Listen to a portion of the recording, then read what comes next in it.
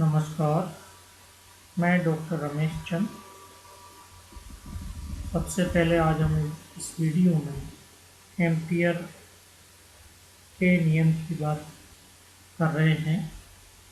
इस नियम के अनुसार किसी बंद पथ के अनुदिश चुंबकीय क्षेत्र का रेखा समाकल अर्थात परिसंचरण सर्कुलेशन बंद पथ द्वारा परिबद्ध क्षेत्रफल को पार करने वाली धारा एवं म्यू जीरो के गुणनफल के बराबर होता है, जहाँ म्यू जीरो निर्वात की पारगम्यता है।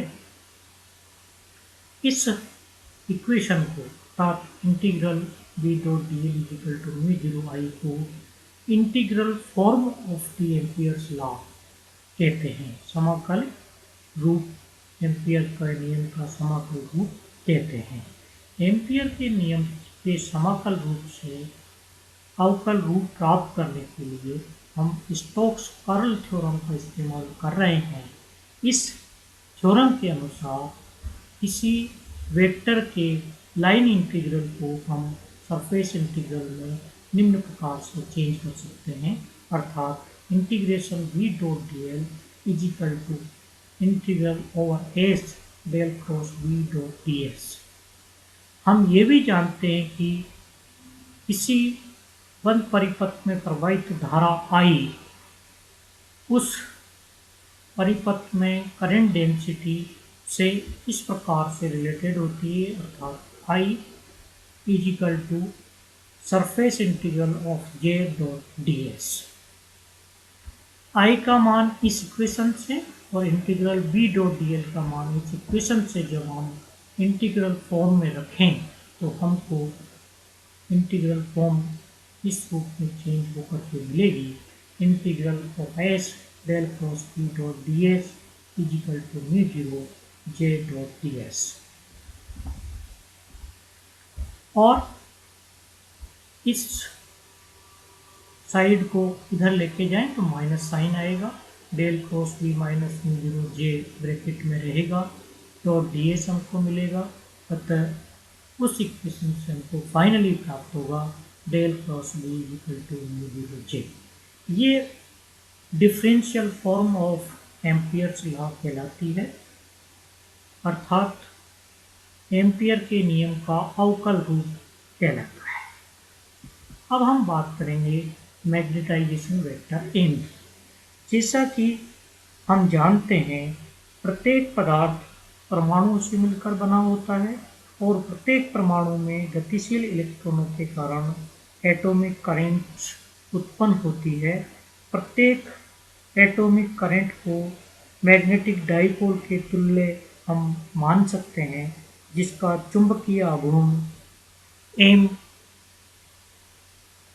के रूप में प्रदर्शित करते हैं। जब पदार्थ के प्रति एकांक आयतन में चुंबकीय आघूर्णों का सदिश योग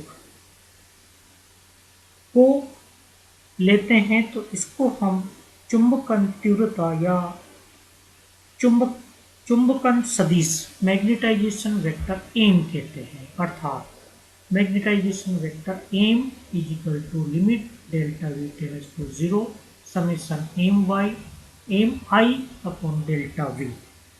यहाँ एम आई ith परमाणु का चुंबकीय आघूर्ण व समेशन एम आई पदार्थ के डेल्टा वी आयतन में चुंबकीय आघूर्णों का सदिश योग है। अचुंबकित पदार्थ में परमाणुिक चुंबकीय द्विध्रुवों का वितरण अनियमित होता है, इसलिए एम का मान भी शून्य प्राप्त होता है। जब इसे बाह्य चुंबकीय क्षेत्र में रख देते हैं तो इन परमाणुीय आघूर्णों का क्षेत्र की दिशा में पार्शियल अलाइनमेंट हो जाने के कारण हमें समेशन एम आई प्राप्त होगा और उसके कारण हमें एम शून्य के रूप में प्राप्त नहीं होगा। और जो उत्पन्न चुंबकन सदिश है एम, उसका मान बाह्य चुंबकीय क्षेत्र की तीव्रता पर निर्भर होता है और इस अवस्था में पदार्थ चुंबकित कहलाता है। यदि हम किसी एकसमान चुंबकित पदार्थ के किसी टुकड़े के कारण उत्पन्न किसी बाह्य बिंदु पर चुंबकीय क्षेत्र का मान ज्ञात करना चाहते हैं तो चित्रानुसार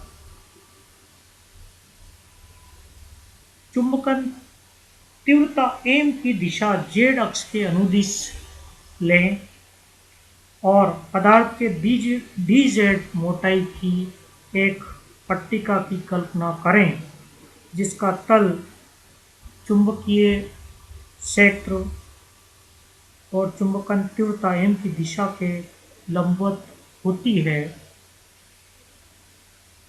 जब इस पट्टिका को छोटे छोटे अल्पांशों में विभाजित करते हैं कि इसकी जो मोटाई है वो dz हो और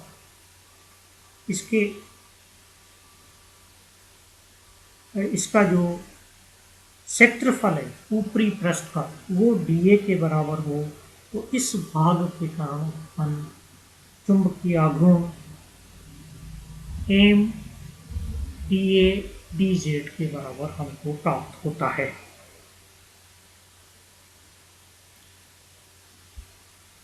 चूंकि परिभाषा से हम जानते हैं सरफेस करंट डेंसिटी J बराबर होती है कुल करंट डिवाइडेड बाय द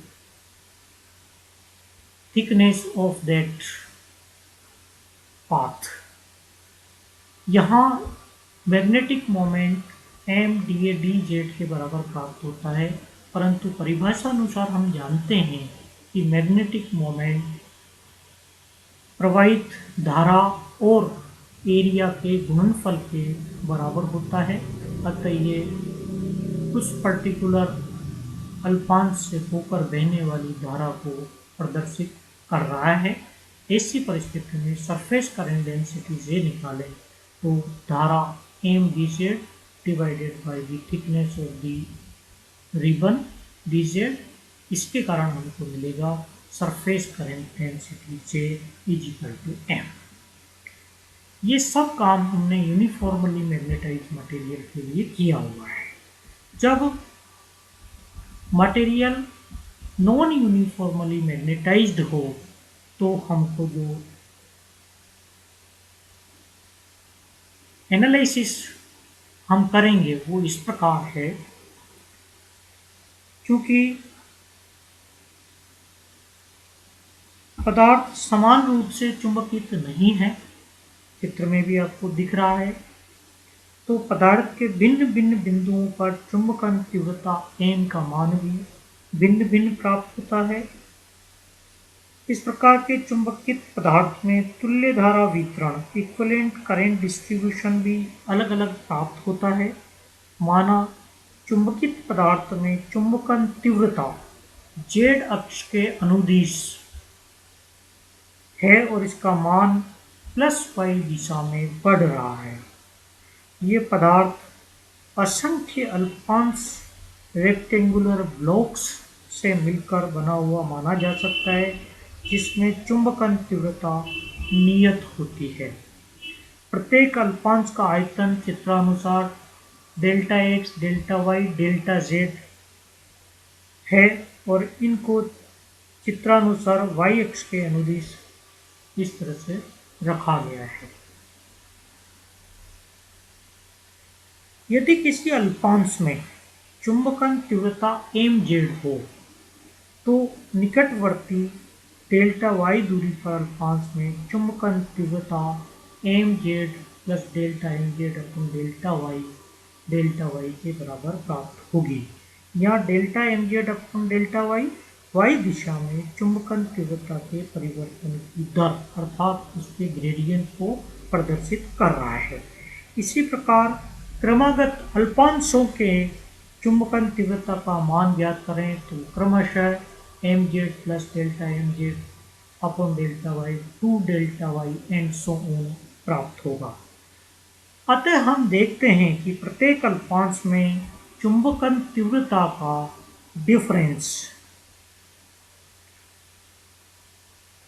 हमको प्राप्त होगा delta M Z is equal to delta M Z upon delta Y के बराबर।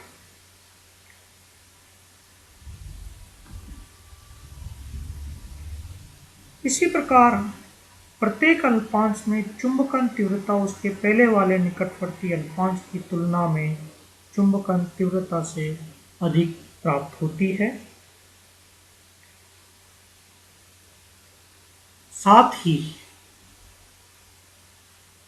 प्रत्येक चुंबकित अल्पांश को तुल्य धारावाही रिबन से निरूपित कर सकते हैं, जैसा कि हमने एक समान चुंबकित क्षेत्र के लिए देखा था। इस कारण प्रथम अल्पांश में तुल्य धारा एम जेड डी जेड, दूसरे में I plus delta I M Z plus delta M Z D Z इसी प्रकार से प्राप्त होगी क्रमशः। अतः प्रत्येक तुल्य धारावाही रिबन में धारा पहले वाली निकटवर्ती रिबन की तुलना में अधिक होगी और धाराओं के बीच का ये अंतर delta I is equal to delta M Z delta G Z के रूप में प्राप्त होता है। और डेल्टा एम जेड का मान जब हम यहाँ से लेते हैं तो हमको डेल्टा आई का मान मिलेगा डेल्टा एम जेड अपनी डेल्टा वाई डेल्टा जेड।